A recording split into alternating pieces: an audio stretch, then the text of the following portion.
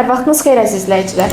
Respublika qəzetinin 11 may 2025-ci il buraxılışı ilə bugün birgə tanış olacaq. Sizinlə mənəm, Ləman Təhməz.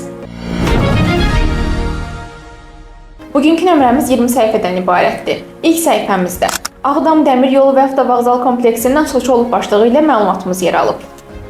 Azərbaycan Respublikasının Prezidenti İlham Əliyev mayın 10-da Ağdam Dəmir Yolu və Avtovağzal kompleksinin açılışında iştirak edib. Rəqəmsal İnkişaf və Nəqliyyat Naziri Rəşad Nəbiyev və Azərbaycan Dəmir Yolları Qapalı Səhmdar Cəmiyyətinin sədri Rövşən Rüstəmov dövlətimizin başçısına əvvəlcə Bərdə-Ağdam Dəmir Yolu xətti layihəsi, Bərdə-Ağdam Xankəndi Dəmir Yolunun tikintisi, Xankəndi Dəmir Yolu və Avtovağzal kompleksi barədə məlumat verdilər. İkinci səhifəmizdə Prezident İlham Əliyevin və 1-ci xanım Mehriban Əliyevanın Ağdama səfərinə həsr olunub. Bu səhifədə Ağdam Dəmir Yolu və Avtovağzal kompleksinin açılışı başlıqlı yazının davamı, Prezident İlham Əliyev Ağdam rayonunun Kəngərli kəndinin 1-ci mərhələsinin açılışında iştirak edib və Kəngərli kəndində yerli icra strukturları üçün inşa edilmiş çox funksiyalı inzibati binada yaradılan şəraitlə tanışlıq başlıqları ilə də məlumatlar yer alıb. Üçüncü səhifəmizdə də yeni məlumatlarla davam edirik. Kəngərli kənd tam orta məktəbinin binası istifadəyə verilib. Prezident İlham Əliyev Kəngərli kəndində klub icma mərkəzində yaradılan şəraitlə də tanış olub. Ağdamın Kəngərli kəndində Körpələr evi uşaq bağçasının açılışı olub. Həmçinin Prezident İlham Əliyev Kəngərli kəndində yeni inşa edilmiş fərdi evlərdə yaradılan şəraitlə tanış olub. Dördüncü səhifəmizdə isə Prezident İlham Əliyev Kəngərli kəndinə köçən sakinlərlə görüşüb. Onlara evlərin açarlarını təqdim edib başlıqlı məlumat yer alıb. Azərbaycan Respublikasının Prezidenti İlham Əliyev mayın 10-da Ağdam rayonunun Kəngərli kəndinə köçən sakinlərlə görüşüb, onlara evlərin açarlarını təqdim edib. Söhbətlə tanış olmaq üçün söz gedən səhifəmizə baxa bilərsiniz. Prezident İlham Əliyev və 1-ci xanım Mehriban Əliyeva Ağdam Muğam Mərkəzinin açılışında iştirak ediblər. Başlığı ilə yazıda 5-ci və 6-cı səhifədə yer alıb.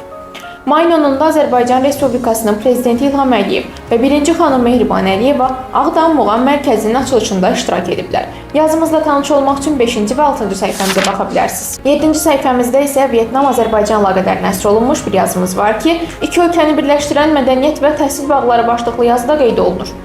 Bu günlərdə ölkəmizdə önəmli hadisələrdən biri də Vyetnam Sosialist Respublikası Kommunist Partiyası Mərkəzi Komitəsinin baş katibi Tollamın Azərbaycana dövlət səfəri oldu. Artıq yarım əsrdən çox müddət ərzində davam edən dostluq münasibətləri hazırda yeni inkişaf mərhələsindədir. İki ölkə arasında olan əlaqələrin inkişafında Ulu Öndər Heydər Əliyev və Vyetnam xalqının böyük oğlu Ho Chi Minhin müstəsna xidmətləri olub. Qəzetimizin 8-ci səhifəsindəki məlumatlarsa Ulu Öndər Heydər Əliyevin 102-ci il dönümünə həsr olunub. Dövlət və hökumət rəsmiləri Fəxri Xiyabanda Ulu Öndərin xatirəsini anıblar. Yeni Azərbaycan Partiyasının nümayəndələri Ulu Öndər Heydər Əliyevin xatirəsini yad ediblər. Həmçinin Müdafiə Nazirliyinin rəhbər heyəti də Fəxri Xiyabanı ziyarət edib. Qəzetimizin 9-cu səhifəsində retrospektiv 8-ci gün rubrikası öz əksini tapıb. Həmçinin burada doğma yurda sevinc yaraşır. Kəngərlinin yeni siması başlığı ilə maraqlı bir yazıda dərc olunub. Mayın 10-da doğma Qarabağda görülən işlərin növbəti mərhələsi ilə tanış olduq. Belə ki, ölkə başçımız həmin gün Ağdam rayonunun Kəngərli kəndində oldu. Prezident İlham Əliyevin iştirakı ilə Kəngərli kəndinin 1-ci mərhələsinin açılışı baş tutdu. 10-cu səhifəmizdəki elm, təhsil və mədəniyyətin himayədarı başlıqlı məqalə Heydər Əliyevə həsr olunub. Heydər Əliyev şəxsiyyətini, Heydər Əliyev fenomenini öz dəyərincə bütün incəliklərinə qədər qiymətləndirmək mümkün deyil. Ulu Öndər kimi dahilər 1000 ildə bir doğulur və xalqının taleyində, tarixində silinməz izlər qoyur. Ölkənin çətin, ağır dövründə xilaskar rolunu oynayır. Türk dünyasının yolunu işıqlandıran uğurlu siyasət başlığı ilə daha bir yazımız da 11-ci səhifədə yer alıb. Ulu Öndərin Türk dünyasına baxışının zirvəsi onun dillər əzbərinə çevrilən bir millət, iki dövlət kəlamıdır. Bu sadəcə poetik bir ifadə deyil, Azərbaycanla Türkiyə arasındakı münasibətlərin mahiyyətini, dərinliyini və strateji xarakterini ifadə edən tarixi formuladır. Bu kəlam ortaq etnik köklərə, dilə, mədəniyyətə, mənəvi dəyərlərə əsaslanan, qan qardaşlığı ilə yoğrulmuş, zamanın və məkanın sınaqlarından çıxmış sarsılmaz birliyi təcəssüm etdirir.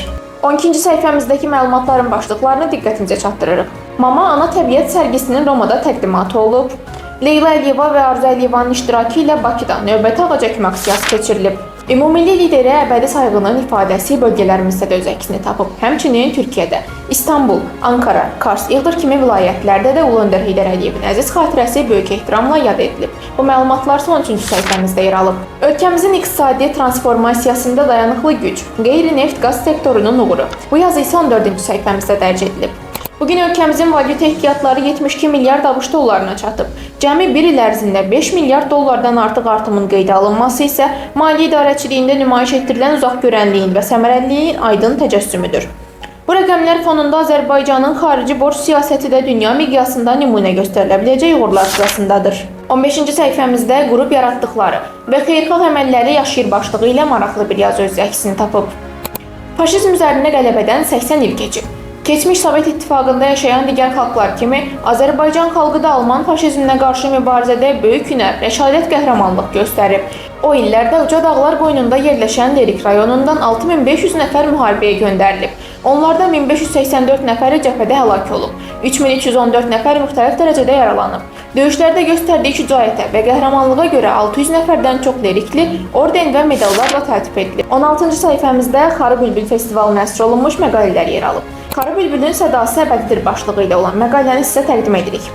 2024-cü il mayın 11-də Cıdır düzündə ucalan musiqi səsləri həm də xalqın dirçəliş nəğməsi oldu. 7-ci Xarı Bülbül Beynəlxalq Musiqi Festivalı Şuşanın simasında bütün Azərbaycanın xoşbəxtliyinin göstəricisi idi.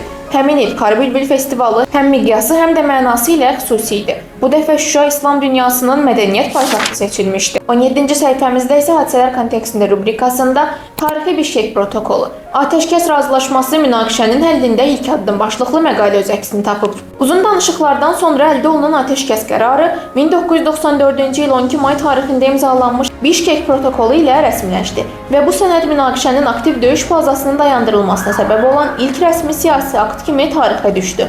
Protokolun imzalanmasında əsas vasitəçi rolunu Rusiya və Qırğızıstan oynadı.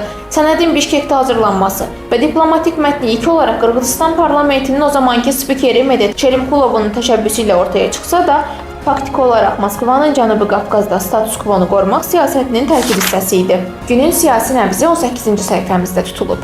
Makronun Vatikanda sığınacaq axtarışı, tülkü həccə gedir başlıqlı məqalə burada öz əksini tapıb. Keçən həftə Vatikanın yeni lideri seçildi. Tarixdə ilk Amerikalı papa olan Robert Provost, yəni Papa 14-cü Leo, Katolik kilsəsinin coğrafi və siyasi çəkisini fərqli istiqamətə çəkdi. Makron isə bu seçkini xristian aləmi üçün tarixi an kimi qiymətləndirdi. Amma bu təbrik ismarışı əslində onun nüfuzunun olmadığını göstərdi.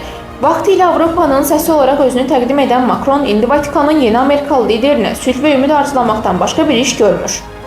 Bir vaxtlar liberal dəyərlərin qoruyucusu kimi çıxış edən Makron öz mövqeyini itirmiş vəziyyətdədir. Analar gününə həsr olunmuş məqalədə 19-cu səhifəmizdə dərc edilib. Türkiyə bugün Analar gününü qeyd edir. Analar günü dünyada müxtəlif tarixlərdə qeyd olunur. Türkiyədə isə may ayının 2-ci həftəsinin bazar gününə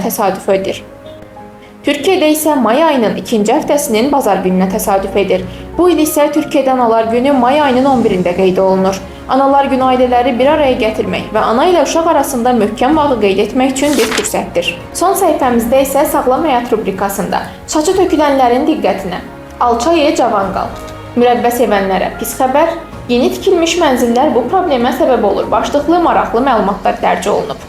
Həmçinin qəzetimizin son səhifəsi hava haqqında məlumat və idman daim zirvələrdə rubrikası ilə yekunlaşır. Beləliklə, bugün də sizə çatdıracaqlarımız bu qədər idi. Daha çox məlumat almaq üçünsə qəzetimizi izləməyi unutmayın.